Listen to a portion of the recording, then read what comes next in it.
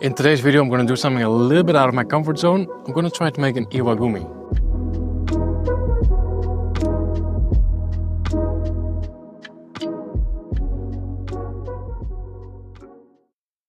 So an iwagumi is basically a very minimalistic aquascape where you only use rocks and just one or two types of plants. Usually it's a carpet as well.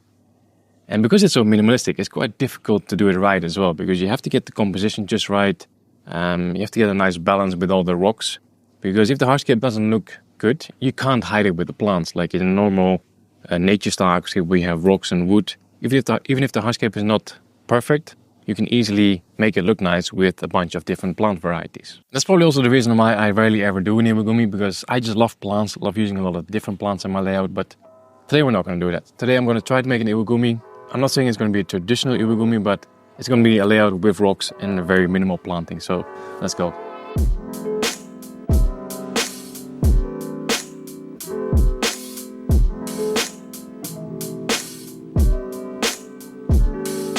So this is probably already the first mistake of the day.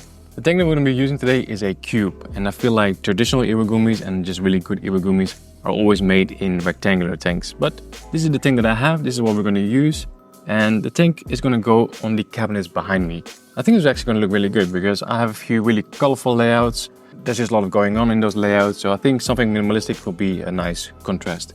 So we're going to be using this tank. It's a 35 centimeter optic white rimless cube. So 35 centimeters all around. Not sure what it is in inches, but I'll put the dimensions on the screen. So it holds roughly 40 liters or like 10 US gallons. Then for the light, I'm using the CHIHIROS A2 series. It's a good light, it's not too powerful, but that's exactly what we want. Because for an iwagumi, we want to have a very minimal planting. And the plant's also not that fast growing, so we don't really need a lot of light. So that's the setup for now. I'll show you guys the rest of the equipment later. Let's get to work, let's get started. Let's begin with the substrate system.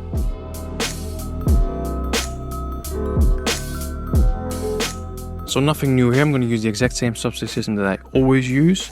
So we have the Inhabitants Aquasoil, we have the Inhabitants Substrate, the power caps and the ADA substrate additives. This whole combination just works very well for me. Get amazing plant growth, very little algae, and well, these two tanks that you can see over here, they both have this exact substrate system and I think they look pretty good.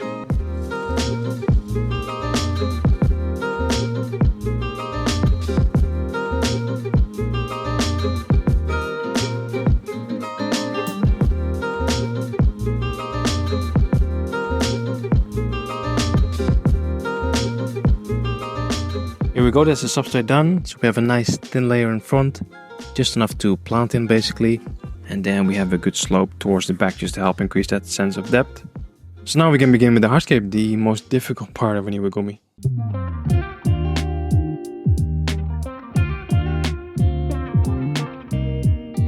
So these are the rocks that I'm going to be using today. I have a few more, but I've had these rocks in my collection for quite a while and I bought them a long time ago from Rio. So I just checked my order history just so I can see which one it is, and I think it's either the Nebula or it is the Titan, because it's not the jade, so either Nebula or Titan stone.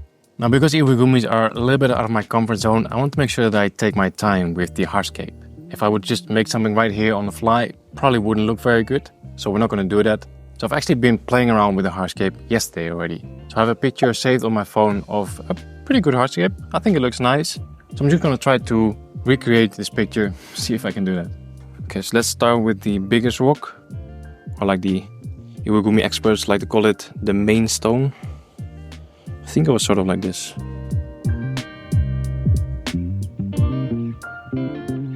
That's definitely not how it was, but I don't know. Let's just keep going. So right now these two big rocks are sort of at the same height as well. Doesn't look very nice, so I think I'm going to push this one a little bit deeper into the substrate. But we can also elevate this one a little bit more by placing a rock underneath. Nope, I don't like it, and it doesn't look anything like the picture either, so let's just start over. Okay, so first rock, let's do the one on the right. That one had a clear indent. Then the next one is for sure this one, and this one was leaning against it somehow.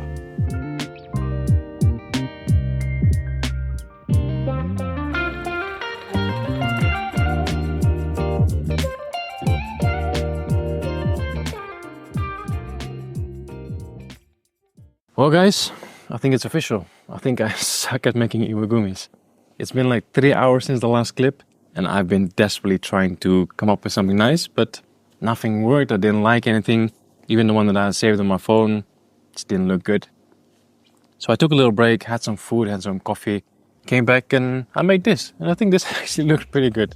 It's very simple and it's minimalistic. That's kind of what we were going for. It's not allowed though, because we have 4 rocks, so we're supposed to have uneven numbers. But I don't care. I think it looks good and I want to plant it. So here's the plants that I ordered for this tank. So we have Glossostigma, so this can go in the foreground. Then I have 3 different types of hairgrass. So we have the short one, this is the mini. We have the Acicularis, so this one will grow a little bit longer. And we have the Montividensis, this is the really tall one. So this one will go in the background. Then I also have 2 different types of moss. This is Ricardia. This is not the common Ricardia, but this is a different one. And this is tortoise moss. It's actually the same moss that I used in the UNS 45T.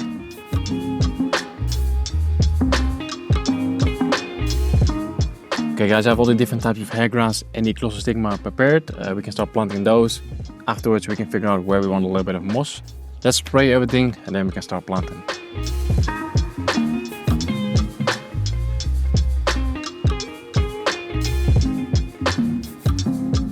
Okay, so Glossostigma goes in first. Quite a fast growing carpeting plant. Probably gonna have to trim this every month or so. But it does look really nice, especially once it starts mixing with the hairgrass. Okay, Glossostigma is done, so moving on to the dwarf hairgrass. So I'm thinking the really short hairgrass, keep it in the center here. Maybe a little bit mixed in the foreground with the Glosso. And then the medium-sized hairgrass on the sides. A little bit in the background as well. And in the background we can keep a nice... the longest hairgrass will go in the background. Not sure if I want to do the entire background or just keep it sort of like in one spot only. Yeah, dwarf hairgrass first. I think this will look really nice in the center. Keep it low there. I can't wait to see this fully carpeted. I think we should have some nice shrimp in this tank as well. Okay, so this is the normal hairgrass, Acicularis. At the moment you don't see a difference between the two, but hopefully this one will grow a little bit taller. There's a little bit of shadow from the rock on this side as well. So that will probably also encourage this hairgrass to grow a bit taller. So I've been thinking where to plant the longer hairgrass. This one's going to grow up to 30 centimeters. So of course it's going to go in the background, but if we do the entire background, you're going to have like a curtain, you know. So I'm thinking to plant like one group over here, so behind this big rock, and then a smaller group behind the other rock. So we kind of have like two places where we have this long hairgrass. I think that should look nice. That's it. That's all the long hairgrass I'm going to plant here. I'll plant more behind this bigger rock.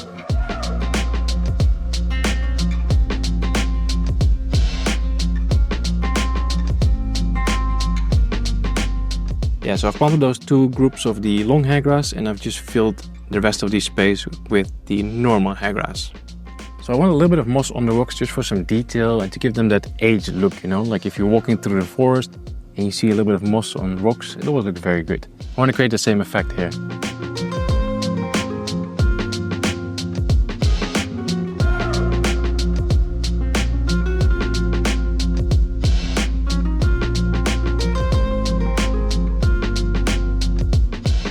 Okay guys, I think that's it. I think planting is done. I still have one more type of moss, but we don't need it. Otherwise it's not going to be minimalistic anymore. So I'm going to leave it like that. I think it looks pretty good already. Can't wait to see this grow in. I'm now going to move the tank back onto the cabinet, fill up with water. And then in a few minutes you guys will see how this tank looks 4 or 5 weeks from now.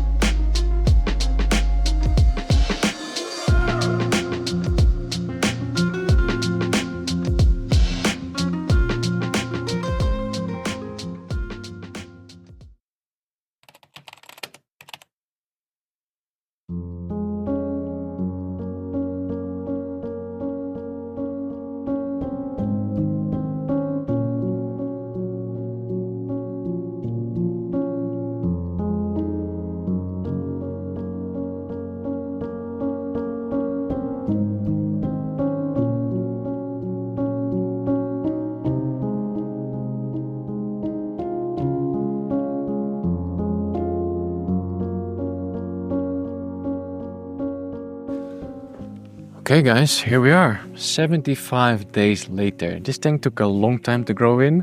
It's been giving me some headache as well. I've had a lot of ups and downs. Even got to a point where I considered taking this tank down and not even making this video, but more on that later. Let's talk some positive news first. Overall, I think the end result is looking pretty good. It's kind of exactly what I had in mind, you know, a simple rock layout with a Aquascape carpet and then short and long hang grass in the mid and background. And in terms of plant growth, it's actually been really smooth. I only had a little bit of melt with Aquascape, so I took out all the affected portions and replanted it. But besides that, plant growth has been really good and really smooth. Now where it hasn't been very smooth sailing is with the Inhabitants. And if you don't like sad stories, then maybe you should skip this part. I'll put a little timestamp on the screen, that tells you where when I'm done telling this story. But yeah, initially I wanted to turn this into a crystal red shrimp tank. I really love crystal red shrimp. I think they would look really good in this tank as well. And I already had a small group of them in my UNS Foresta. And they were doing really good. They were even breeding, which I've never accomplished with crystal red shrimp. So I was very happy about that. So a few weeks after this tank was set up, I took down the UNS Foresta and I moved the crystal red shrimp in here. But it was still a very small group, so I went to the shop and I think I bought like 10 more. So put them in here as well. So I had a decent sized group of the crystal red. And yeah, in the following weeks, everything was going great. I had a lot of shrimp babies, had a lot of females with eggs. Couldn't be happier. And then it got to basically 2 weeks ago. That's when the tragedy happened. Okay, this is absolutely crazy, guys. I have a small hang on the back filter on this tank. And I just have some white filter floss in there. It's a little bit dirty, so I thought let me just quickly replace it. So I opened a fresh bag, a clean bag, like a brand new bag of filter floss. I took a little bit, placed it in the tank, and immediately all the shrimp started to freak out. I'll overlay a clip that I took with my phone. I don't know what's happening, guys. So I still have no clue what exactly happened, but something must have been wrong with that filter floss. And yeah, I basically lost all of my crystal red shrimp, which must have been at least 30, but I mean, with all the babies, probably more close to 50. So I was pretty upset about that. Yeah, it was completely out of my control. There was nothing I could do about it anymore. So kind of just had to move on and not really forget about it, but yeah, just learn from this experience and make sure that in the future I'll be more careful when it comes to these things.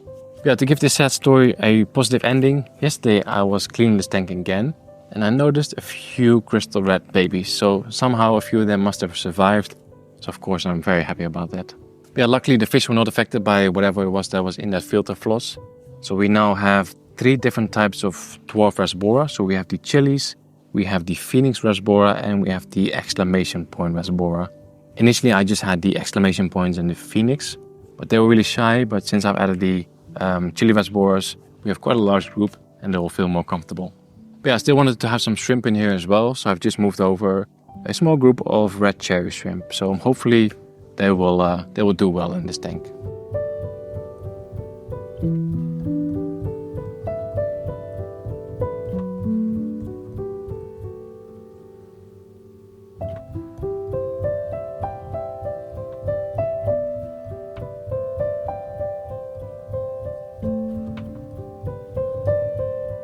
So guys, that's the story of my iwagumi. Definitely not my best tank, also not my favorite, but sometimes you just have to get out of your comfort zone, do something different. And I think the end result is still very nice. That's it for now. As always, thanks for watching. See you guys in the next one.